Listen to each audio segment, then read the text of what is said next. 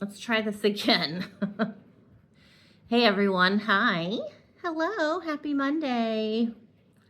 Nice to see you guys. Thanks for being here today. Hope you had a really nice weekend. You might still be on vacation. It's a holiday today. So hope you had a great weekend regardless if you went anywhere or if you just stayed home like me. So, if you're not aware, I'm a psychic medium, okay? I don't know why I feel like I need to say that, but I'm just going to say that right now. Okay, now, I'm not here to tattletale. I'm not here to cry and make you feel sorry for me or try and make you feel sorry for me. That's not what I'm about. But what I am about and what I'm going to share a family secret is because I want you to know you're not the only one with garbage. You might feel like you're the only person on earth who has to go through absolutely horrible things and everyone else seems happy. Well, I'm here to tell you, I'm with you. I got you. I understand you. You're not alone. So let's, again, community. Let's come together as like-minded people, knowing that we go through things, and that's part of life. And I'm not using that as an excuse. What I'm going to tell you is just so baffling to me. It's something, honestly, I didn't see coming. I would have never saw this coming. And I think it's that disturbing. It has to do with my parents and my son. So my son is 22. His name is Jonathan. We call him Johnny. He just graduated. It was a lot of fun watching him walk across the podium, get his certificate and everything. So he's now gone as far as he can in the education system. So it's like college, basically. I call it college. So he did 4 years of college after high school, and he's very educated now, even though he's nonverbal. He has cognitive problems. You know, his brain's damaged from having a really, really bad seizure, which when you read my new book that is winding up, I honestly believe this could have been prevented, and it's my ex-husband's fault. It is. It really is. I'm not just saying that. And I just realized that while writing the book. I'm like, you know what? Yeah. Okay. So I digress. Let me get back on track. Okay. There's actually 2 major problems, but I'm going to focus on the one major problem right now. It's going to leave you with questions, but I don't want to talk about the other stuff today. I want to talk about Johnny and my parents. So when we moved out of San Jose,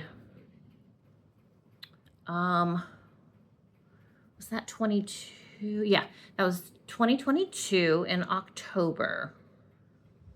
Me and Chase and Johnny moved out of the house, out of San Jose, basically being kicked out. And I'm not going to go into that either. God, there's so much going on. And I haven't shared this with, I've only shared this with people who I can talk to over the telephone. So there's only a couple of you. Shelly and Chrissy, I think, are the only ones that I've talked to, think, about this. So Chrissy's in New York, Shelly's in Texas. We moved out.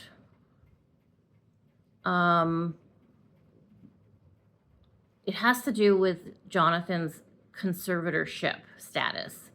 So before he turned 18, this was living in San Jose. Before Johnny turned 18, I needed to get him conserved. Some people say you absolutely must get your person conserved for protection. And a lot of people say, you don't need to do it, okay? Well, I'm going to go with the safer of the two options. I spent the money, I think it was $4,500, to have the lawyers do a conservatorship through the courts. It's a long process. There's investigators. I mean, they dig into everything, everything. And basically, it means I get to make the decisions with Jonathan's health care. If something happens to him, it's my choice. It's not the hospital's choice as to what to do, what they think is best. So I get to control what he receives in the hospital or doctor's office or wherever. Even, this could even be the dentist office. It could be anywhere. Also, it has to do with getting a passport. Being conserved kind of branches out to a lot of different things in your life. So I didn't know my husband at that point. And so I did the conservatorship. And because I was single, I was still traveling all the time. I would travel to England a couple times a year, plus wherever else I would go. I traveled a lot because I knew once I had Johnny with me full time, it was going to probably put an end to all my traveling abroad and stuff. So I did as much as I could. I don't feel bad for that. So, the agreement when we got Johnny's diagnosis originally was a family decision that my mom said, you go to work, Dad and I will stay home. Dad, they're both retiring and they'll stay home and take care of John while I go to work and, whatever. We want you to be able to have a life and go out and, whatever. We'll take care of him. So they were added onto the conservatorship. So it was like a 3-way security net, so that when I was out of country or even out of state or wherever, I could have been down at the grocery store and something happens and my parents are there with Johnny, then they could make the decision. So to me, having a conservatorship is very, very important. I disagree with the people who say you don't need to have it. My opinion for my child is I need to have it. So when I got married, I knew I would add Chase to the conservatorship.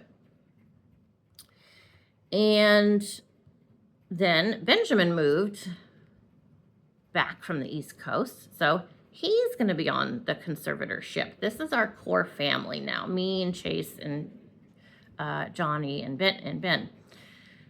People who are nearby around Johnny. So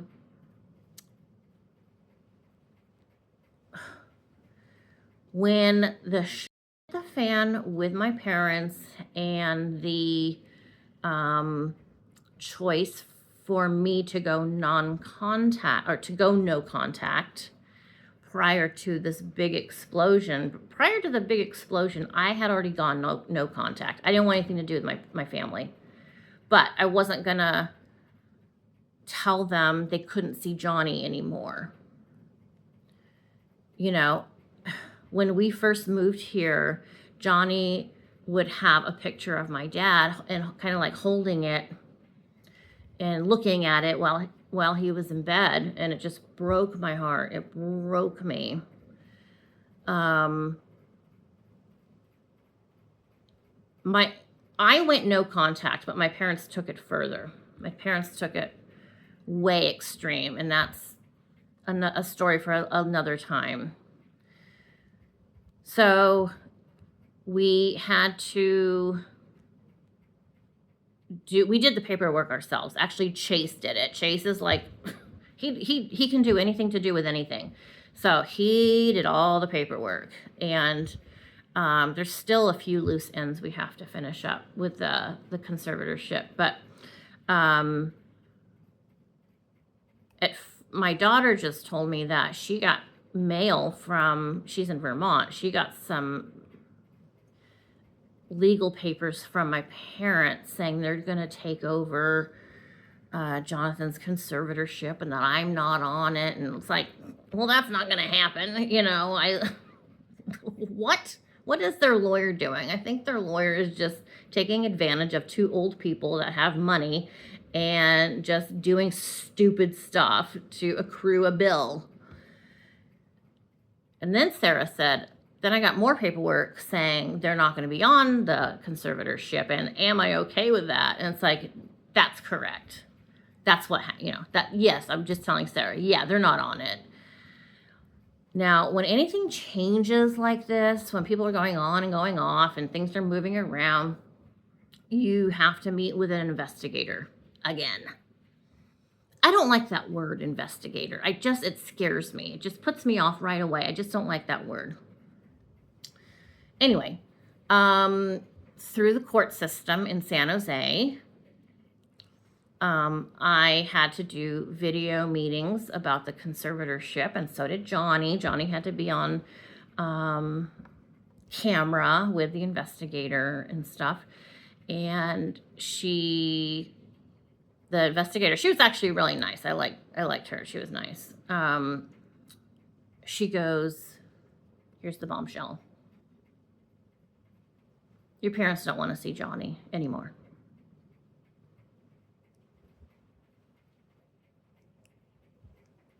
I said, my parents don't want to see him anymore. They said, yeah. And this is the investigator talking. She goes, I even asked them. Visits?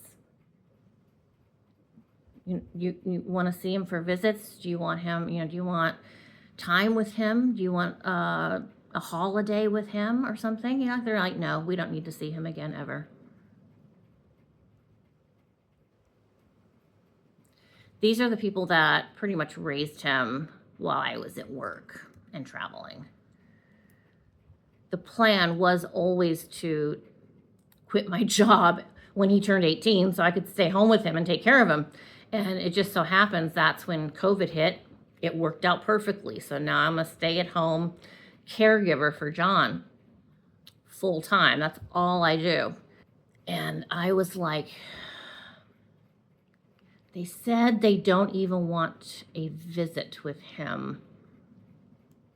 Wow. And then the investigator goes, I have to tell him.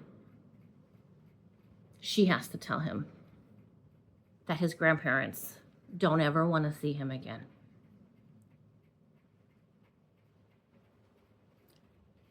How could you do that?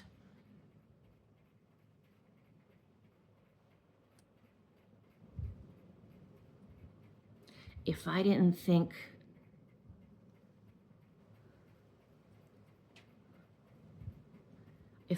you were the worst people on the planet before, I sure as shit know you're the two worst people on the planet.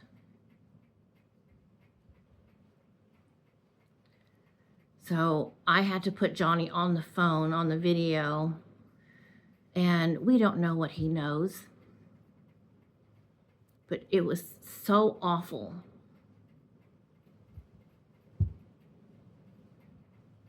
To watch the two of them on a Zoom call, Johnny and this lady, she had to tell him, I'm sorry, your grandparents don't want anything to do with you. They don't want to see you anymore, so you won't be seeing them.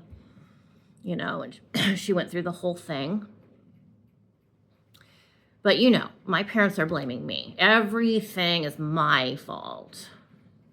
Everything is my fault. If I didn't marry Chase, if I didn't know Chase, I didn't stand up for my parents against Chase. You guys are insane. And during all of this garbage going on, I was in therapy, Chase was in therapy, we're all in therapy, and my doctor, who I've had forever, he's like, he goes, honestly, he didn't want me even around my parents for like the year prior to everything blowing up. And it's beyond toxic. And there's still so much going on. This is another reason why I have a hard time making videos, is because my mind is just so full of the knowing how much people can hate someone. That's me. I'm the one they hate.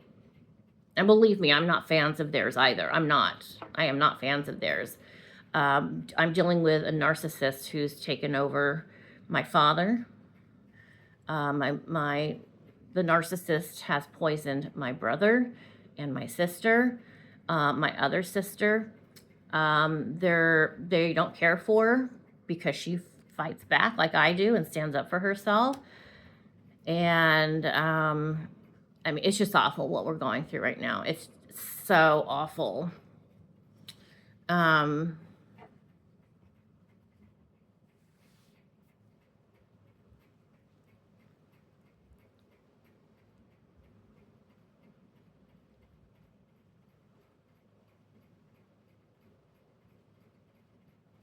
only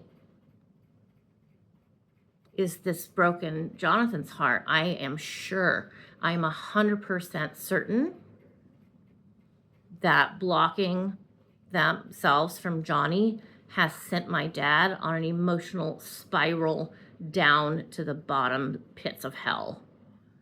I'm sure my dad's not doing well because of this. Johnny and my dad were like best friends. And yes, my dad did some really, really shitty things to me and Chase.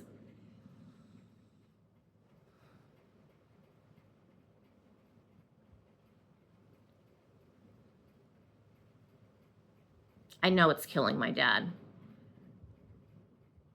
And I think that's part of what those people want to have happen. They just want to send my dad over the edge and be done. It's more convenient if he's not around in their eyes.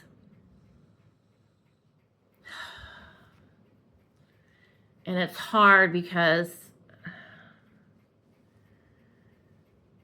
sometimes Johnny and I will be out in public.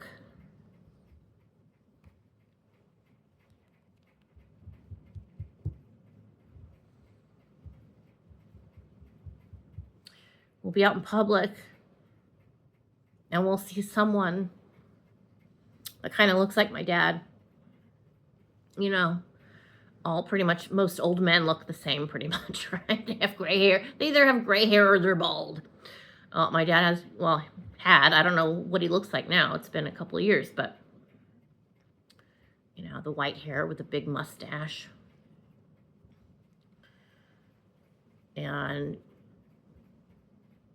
Johnny gets a big smile on his face when he sees someone that kind of looks like my dad. And it's like, oh my God, I gotta just go. Like, I can't even finish my shopping.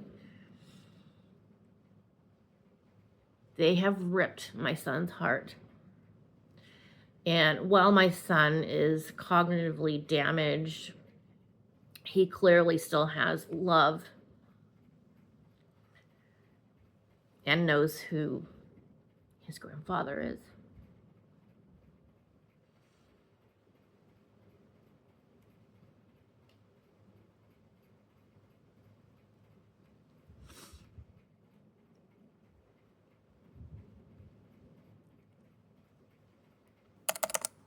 And you know, I'm like the one with all the answers. I always have the answers, right? I always go on YouTube and do the encouraging and everything.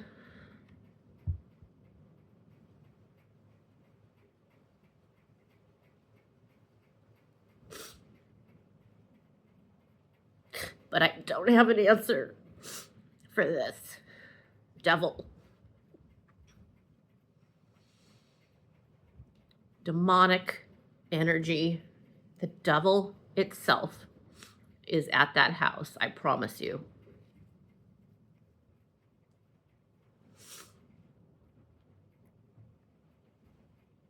Anyway, I'm gonna go for now. I'm gonna go give John some lunch, and we'll talk again soon. And this is another reason why I'm writing the book. This is all in the book with even more detail, because it's like, are you a human? I don't know. Like, we got to talk more about this later, okay? We got to talk more about this. It's sickening. Anyway, all right, you guys. Sorry to start your Monday off on a low. I'll snap out of this in just a moment and go on with my day, because this is kind of what my life is like right now. So you guys have a great week. I'll talk to you soon. Put your comments down below, and I'll see you guys real soon. Take care.